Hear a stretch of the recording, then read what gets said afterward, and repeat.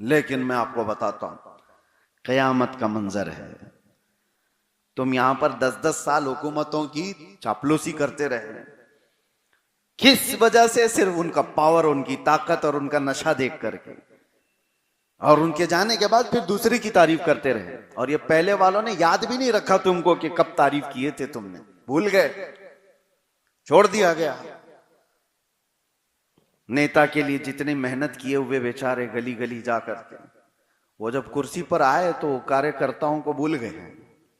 भाई कुर्सी हमारी है, तुम्हारा क्या है? तो दरवाजे तक जाने का मौका भी नहीं मिलता बेचारा, जो दिन रात इलेक्शन में भाग रहा था, वक्त ही नहीं दिया जाता उसको भी। लेकिन एक मंजर मैं आपको बताता हूं, कयामत का मंजर है। परेशान आदमी है, आया और उसके नामे अमाल तोले जा रहे थे। फरिश्ते गजब में हैं, फरिश्ते जरा बराबर इधर से उधर नहीं कर सकते, जितना उनको हुक्म दिया गया वो कर रहे हैं। जब नामे अमाल तोला जा रहा है तो बुराइयों का पल्ला भारी था, ऐलान होने वाला था, फला बिन फला जहन्नम में जाएगा, औंधे मुंह खींचा हुआ। उसी वक्त ताजदार मदीना सल्लल्लाहु अलैहि वसल्लम तशरीफ लाते हैं, फरिश्तों से कहते हैं रुक जाओ, उसका फिर से तोलो, इसके अमाल फिर से तोलो। फरिश्तों को हुक्म हुआ, रसूल कायनात सल्लल्लाहु अलैहि वसल्लम, उन्होंने फिर से उसके अमाल रखे, नेकियां एक पल्ले में, बुराइयां एक पल्ले में। और जैसे ही मीज़ान अमल को फरिश्तों ने उठाया तोलने के लिए, मुस्तफ़ा करीम सल्लल्लाहु अलैहि वसल्लम अपने जुब्बे मुबारका से एक चिट्ठी निकाल करके उसकी नेकियों के पल्ले में रख देते हैं। और फरमाया गया अचानक वो नेकियों का पल्ला इतना भारी हो गया, इतना भारी हो गया कि बुराइयों का पल्ला दिखाई नहीं। फरिश्तों ने ऐलान किया फला बिन फला नेकियों के भारी होने पर जन्नत की बशारत दी जा रही है। अब वो आया, कदमों में गिरा, कहा रसूल पाक सल्लल्लाहु अलैहि वसल्लम से, क्या ऐसी चीज थी जो मेरी इस नामे अमाल पर रख दी गई? कौन सा ऐसा अमल था? मैं तो गया था, खसारे में था, मैं जहन्नम में जाने वाला था, आपने मेरा कौन सा ऐसा अमल रखा? हुजूर अकरम सल्लल्लाहु अलैहि वसल्लम फरमाते हैं, याद है एक रात ऐसी थी जब लोग सो रहे थे और तन्हाई में तू मुझे याद कर एक बार दुरूद पढ़ा था, मुझे याद करके तूने दुरूद पढ़ा था, वो मैंने महफूज रखा था। इसका ये सच्चा दुरूद है, बस वो एक दुरूद मैंने यहां पर रखा और तेरी बख्शिश का जरिया बन गया। ये है उनको राजी करने का असर, जिसको राजी करने के लिए हमें दुनिया में भेजा गया। तुमने उनको राजी किया तो वो कयामत के दिन भी तुम्हें फरामोश नहीं करते। ये नहीं कि आज रसूल करीम सल्लल्लाहु अलैहि वसल्लम का उस दिन हाल क्या होगा। अर्श हक है मसनद रिफात रसूलुल्लाह की, देखनी है हश्र में इज्जत रसूलुल्लाह की। वो जहन्नम में गया जो उनसे मुस्तगनी हुआ, है खलीलुल्लाह को हाजत रसूलुल्लाह की। उस दिन तो मेरे आका का मामला ये होगा, खलीलो नजी मसीहो सफी सभी से कहीं न बनी, ये बेखबरी की खल्क फिरी कहां से कहां तुम्हारे लिए। मुस्तफ़ा करीम सल्लल्लाहु अलैहि वसल्लम की इज्जतों का हाल तो क़यामत के दिन वो होगा कि हर कोई आपकी शान और आपकी रिफात के चर्चे बोल रहा होगा। हर नबी कह रहा होगा इज़हबू इला गैरी, मगर सिर्फ मेरे नबी के लबों पर होगा अना लहा, मैं तुम्हारी सिफारिश के लिए हूं, मैं तुम्हारी शफाअत करूंगा। उस रसूल पाक सल्लल्लाहु अलैहि वसल्लम की बुलंदी और ऊंचाई को कौन अंदाजा कर सकता है? लेकिन मैं आपको बता रहा हूं, उस बुलंदी पर पहुंचे जाने के बाद उस रसूल पाक सल्लल्लाहु अलैहि वसल्लम का हाल ये है, फरमाते हैं तुम मुझे कयामत के दिन देखोगे, मेरे एक कंधे पर चादर होगी और वो खिसक करके गिर रही होगी, मैं अपने एक हाथ से ये चादर संभाल रहा होगा और दूसरे हाथ से अपने उम्मती गरीब को पकड़कर जन्नत में ले जा रहा हूं। जो न भूला हम गरीबों को रजा, याद उसकी अपनी आदत कीजिए। कब तक ये दुनिया की छोटी छोटी रजाओं में आप रहोगे, चापलूसी में अपनी जिंदगियां कुर्बान करोगे? इसीलिए आला हज़रत फाजिल बरेलवी रहमतुल्लाह ताला अलैह की बारगाह में एक साहब आए थे, नानपारा के, यूपी में एक जगह है नानपारा, बहराइच के करीब। और वहां से वो साहब आए और कहा कि आला हजरत अच्छे अशार लिखते हैं। और नानपारा के एक नवाब साहब थे, नवाबों का दौर था, बड़े जो अपने अपने इलाके के गवर्नर की हैसियत रखते थे। तो एक साहब आए और उन्होंने ये सोचा कि नवाब साहब की शान में कुछ अशआर में आला हजरत से लिखवा लूं, क्योंकि इनके अशआर की तूती बोलती है, बहुत अच्छी उर्दू में आला हजरत अशआर लिखते थे। कहा इनसे मैं कुछ अशआर लिखवा लूं तो मुझे नजराने भी मिल जाएंगे। पहले का सिस्टम भी ऐसा था कि बादशाहों के सामने शायर पढ़ते थे और उनको वो नजराने दिया करते थे। आज भी देखते होंगे कई शायर सेठों के आसपास खड़े होकर के उनके कसीदे पढ़ रहे होते हैं, उन पर नोटों की बारिश हो रही होती है। हाँ, हुजूर की शान में पढ़ो तो लोगों में जोश कम है, पीर साहब की शान में पढ़ो तो उड़ाया जा रहा होता है। वो निजाम शायरों का बहुत पहले से चला आ रहा है। तो उस वक्त आला हजरत के पास एक साहब आए, कहा हमारे एक नवाब साहब हैं, आप चंद अशार लिख करके हमें दीजिए ताकि मैं उनकी शान में पढ़ूं तो मुझे कुछ नजराने दें, नानपारा के रहने वाले। तो आला हजरत ने उनका कलाम, उनकी बात सुनी और उसके बाद कलम उठाया और फिर लिखना शुरू किया। वो कमाल हुस्न हुजूर है कि गुमान नक्स जहां नहीं, यही फूल खार से दूर है, यही शम्मा है कि धुआं नहीं।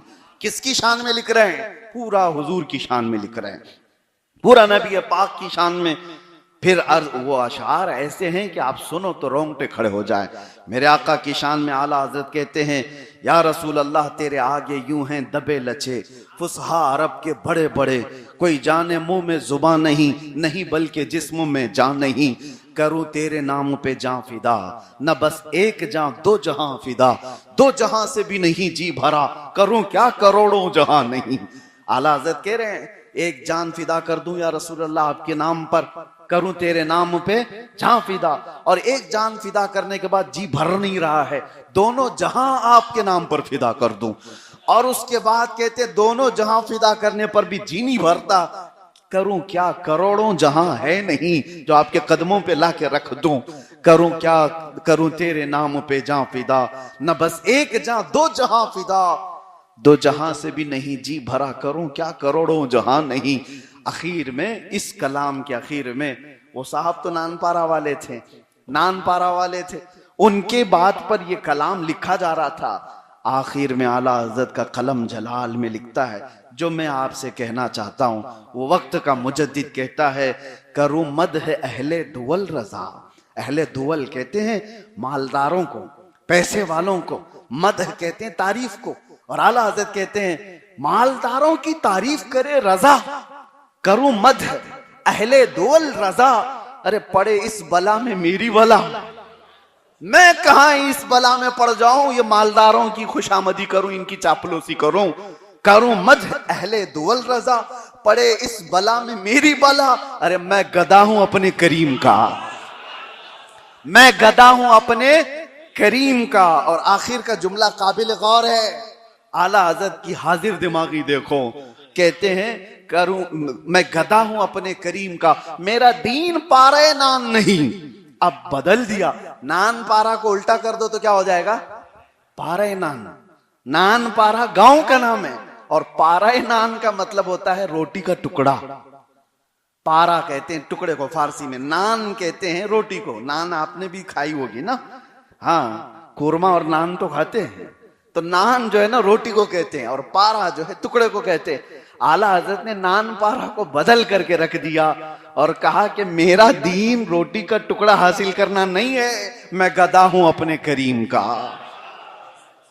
अजीजाने गिरामी, यही वो मकाम है जो उनको वक्त के मुजद्दिद तक पहुंचा दिया। रजा दूसरों की रजाई के लिए नहीं जिया करता। आला हजरत ने कई जगहों पर अपने कलाम में ये जिक्र भी किया है कि हमारी जिंदगी का जो मकसद है वो हुजूर की बारगाह में। एक बार मैं आपको बता रहा हूं, मुर्शिद गिरामी हुजूर ताजुश शरिया रहमतुल्लाह ताला अलैह से हम सुन रहे थे। आला हजरत की एक हमद है जिसमें आला हजरत ने लिखा है, वही रब है जिसने तुझको हम तन करम बनाया, हमें भीख मांगने को तेरा आस्था बताया, तुझे हमद है खुदाया। अल्लाह की हमद बयान कर रहे हैं, लेकिन किसके जरिए से? रसूलुल्लाह की अता पर, कि अल्लाह तूने हमको ऐसा रसूल अता किया है कि जिसके आस्ताने पर हम भीख मांग सकते हैं। वही रब है जिसने तुझको हम तन करम बनाया, हमें भीख मांगने को तेरा आस्था बताया। इस हमद में आखिर में एक जुमला है, दो शेर हैं। ये हमारे मुर्शिद ने इसकी तशरीह में बताया था। आला हजरत ने लिखा कि अरे ए खुदा के बंदो, कोई मेरे दिल को ढूंढो। इस हमद का आखिरी मिसरा है। अरे ए खुदा के बंदो, कोई मेरे दिल को ढूंढो। अभी पास था यही तो अभी क्या हुआ खुदाया। न कोई गया न आया, तुझे हमद है खुदाया। हमें यह समझ में नहीं आता था हमद में ये क्या जुमला है, ये क्या जुमला है। हजरत ने फरमाया था औलिया इकराम में, वलियों में एक सिफत होती है कुतुबुल इरशाद। कुतुबुल इरशाद उस वली को कहते हैं जो अपने जमाने के सारे औलिया का हाकिम होता है, अपने इलाके के, अपने जमाने के औलिया का हाकिम होता है। और जितने दूसरे औलिया हैं उस वक्त के, वो सब कुतुबुल इरशाद का हुक्म मानते हैं। वो जो भी हुक्म दे उनको, वो सब उसके हुक्म पर अमल करते हैं। और आला हजरत का मकाम कुतुबुल इरशाद का था, कुतुबुल इरशाद का था। एक दिन अचानक उन्होंने सारे औलिया को जो उनके जमाने के थे हुक्म दे दिया कि आज तुम्हारी ड्यूटी है, तुम्हारा काम है, रजा का दिल ढूंढ के लाओ। मेरा दिल कहां है? उसी को अशार में बयान कर रहे हैं आला हजरत। अरे ए खुदा के बंदो, कोई मेरे दिल को ढूंढो। अभी पास था यही तो अभी क्या हुआ खुदाया। ना कोई गया ना आया, तुझे हमद है खुदा। कौन चुरा ले गया, कहां गया है दिल? अब जो मर्दाने हक थे, जो औलियाए वक्त थे, सब उस दिल को ढूंढने पर लग गए और सब ढूंढ करके आए। फिर आ करके उन्होंने जो जवाब दिया वो आला हजरत ने फिर दूसरे शेर में लिखा। सब ने आकर के कहा हमें ए रजा तेरे दिल का पता चला बमुश्किल। हमें ए रजा तेरे दिल का पता चला बमुश्किल। दरे रोजा के मुकाबिल वो हमें नजर तो आया। बहुत ढूंढा हमने, कहां गया, और फिर जा करके देखा तो आस्ताने मोहम्मदिया पर लगा हुआ दिखा है। ये दिल है, जब फना हुआ किसी एक की रजा में तो अल्लाह ताला ने आज हर एक के दिल में उनको बिठा रखा है। इसीलिए मेरे अजीजों, उन्होंने ये कहा ना आला हज़रत ने, ऐसी जिंदगी गुजारो उन्हें जाना उन्हें माना, न रखा गैर से काम, लिल्लाहिल हम्द में दुनिया से मुसलमान गया। आज हमारी हालतें ये जो इस तरह की हुई, हम वक्त के साथ अपने आप को बदलने की कोशिश करते हैं। ऐसा नहीं है कि नहीं बदलना चाहिए, आप बदलो, लेकिन ऐसा भी ना बदलो कि तुम्हारी असलियत और तुम्हारी शनाख्त, तुम्हारी आइडेंटिटी भूल जाओ। ऐसा भी तो नहीं होता कि तुम्हारी जो शनाख्त है वही भूल जाओ। मैंने देखा तुर्की में 650 साल तक खिलाफत उस्मानिया, सल्तनत उस्मानिया कायम थी। आज जो तुर्की के हालात है, मैं देख करके आ रहा हूं, पूरे शहरों में मुसलमानों की शक्ल ढूंढना भी मुश्किल है। अजानें हो रही है, नमाजें हो रही हैं, तिलावतें हो रही हैं, लेकिन यूरोप की ऐसी छाप उन पर पड़ी हुई है कि आप 10 कदम आगे बढ़ नहीं सकते नंगी औरतों को देखे बगैर, और यहाँ लिबास में, और वो उनके लिए आम सी बात है। रास्तों पर जिना करते हुए, जो हमने हदीसों में पढ़ा था कि एक वक्त आएगा मर्द और औरत ऐसे जिना करेंगे जैसे गधे और जानवर रास्ते पर जोड़ा खाते हैं। वो हालात यूरोप के जो हैं वो इस मुल्क में नजर आने लगे। शराब की सबसे ज्यादा सप्लाई, रात भर तवाइफों के अड्डे जिसको लाइसेंस दिए जाते हैं, ये सब वो मंजर देख करके कलेजा मुंह को आता है। बदलने का मतलब ये नहीं है कि जमाने की तरक्कियों के साथ आदमी ऐसा बदल जाए कि उसकी हकीकत ही खत्म हो जाए। ऐसा तो नहीं होता कि अपनी आइडेंटिटी खत्म हो गई। मुसलमान, तुम्हारे लिए हर जमाना एक ही फैशन है, वो सुन्नत मुस्तफा का है। रसूलुल्लाह के अखलाक कभी पुराने नहीं हो सकते। अगर कोई ये सोचता है कि ये दाढ़ी, ये टोपी, ये अखलाक जिसकी मौलाना बात कर रहे हैं ये 1400 साल पुरानी है, तो मैं उससे कहता हूं फिर कुरान भी छोड़ दे, 1400 साल पहले का है। फिर कलमा भी छोड़ दे जो 1400 साल पहले का है। फिर अजान भी छोड़ देगा जो 1400 साल पहले की है। नमाज भी छोड़ देगा जो 1400 साल पहले की है। अरे देख, हुसैन का तज़किरा अभी तक मरा नहीं, 1400 साल पहले का है। हर जमाने में सुनाओ मुहर्रम का तज़किरा, ताजा नहीं लगता आपको? इस्लाम में अल्लाह ताला ने वो असर रखा है कि इसकी चीजें पुरानी नहीं होंगी। अगर पुरानी हो रही होती तो ये जुमा में तुम आते भी नहीं। हर जुमा कौन तुम्हें खींच कर लाता है? क्या जुमा का कभी पोस्टर लगता है, कभी ऐलान होता है, अनाउंसिंग होती है कि आओ आओ जुम्मा हो रहा है? बेख्तियार तुम निकल आते हो, इसलिए कि जिस दीन से तुम वाबस्ता हो ये दीन सुबह क़यामत तक ताजा रहेगा, ताजा रहेगा। लेकिन बात सिर्फ अखलाक और आमाल की आ जाती है कि तुम यूरोप के पीछे भागने लग गए और अपने आप को सेक्युलर कहलाने के लिए, अपने आप को बदलने के लिए कि मैं भी थोड़ा पॉश लगूं, तो उनकी चीजों पर भागने लगे कि मुझे दुनिया पॉश समझेगी।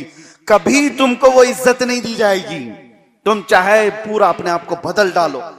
हमने देखा है क्या बॉलीवुड में, हॉलीवुड में और खेलों में स्टार्स नहीं है मुसलमान नाम से, लेकिन दुनिया फिर भी उनके नाम के साथ जुड़ा हुआ इस्लामी लफ्ज आता है तो उसको एक तनकीदी नजर से देखती है, उसको एक गिरी हुई नजर से देखना चाहती है।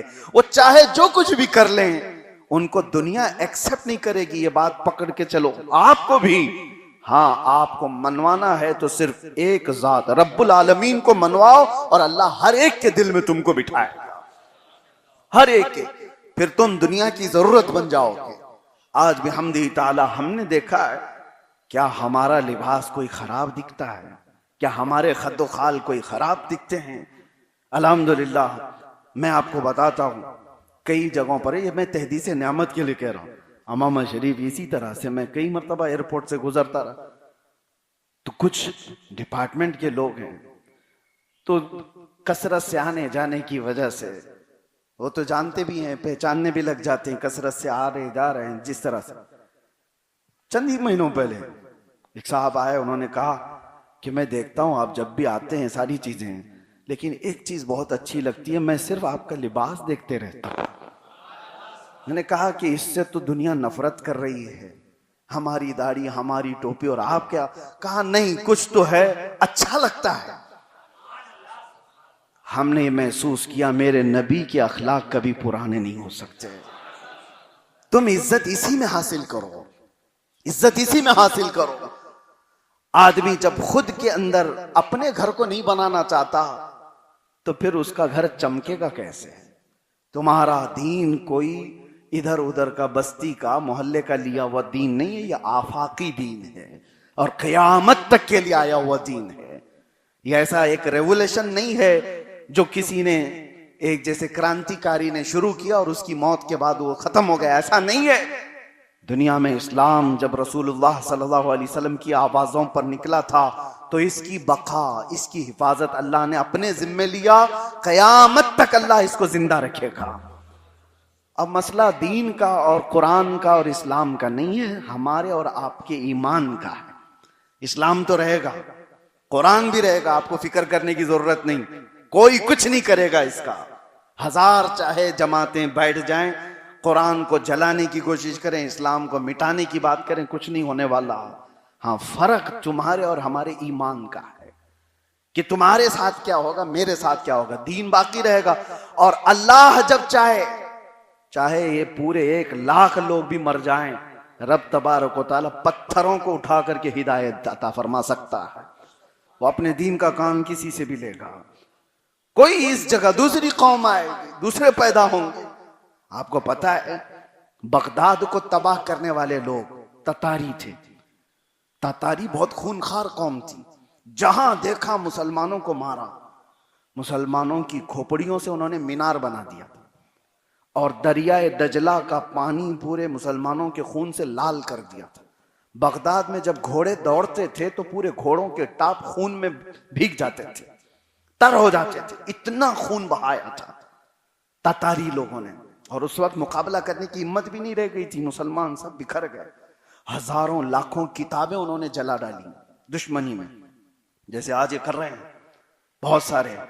इनके अंदर इतना जहर भरा हुआ है, तासुब इतना है कि कहीं एक मुसलमान नजर आ जाए उसको टारगेट करो। 1,00,000 लोग प्रोटेस्ट कर रहे हैं, उनसे कोई मतलब नहीं, एक दाढ़ी वाला दिखे तो उसको उठाओ, सारी एनर्जी उस पर लगाओ। ये ताज्जुब के कीड़े ये आज से नहीं, बरसों से चले आ रहे हैं। और वो ततारी कौम का मैं बात आपके सामने रख रहा हूं, आप देखना ये चीज होगी अल्लाह जब चाहे। ततारी कौम इतनी जालिम, अजान की आवाज नहीं सुन सकती थी। हो रहा है आज। हाँ, बगदाद में अजानों पे पाबंदी थी। एक बुजुर्ग तहखाने में अजान दे रहे थे, उनको पकड़ करके ले आए ततारी।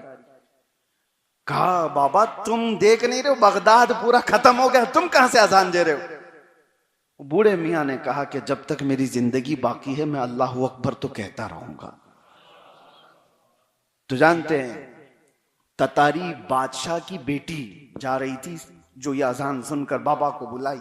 कहा, डर नहीं लगता तुझको, हम मार डालेंगे? तो उस बाबा ने कहा, नहीं डर तो नहीं लगता, आज या कल कभी तो मरना ही है, अल्लाह के नाम पे मर जाऊंगा।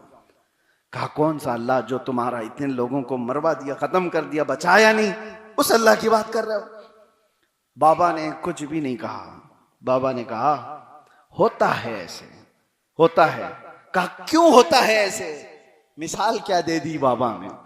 कहा, देखो बेटा, आपने बकरियां चराने वाले को देखा होगा। कहा, बकरियों का झुंड लेकर के जाता रहता है, बकरियों का झुंड लेकर जाता, लेकिन हर बकरी चराने वाला चरवाहा एक कुत्ता भी पालता है।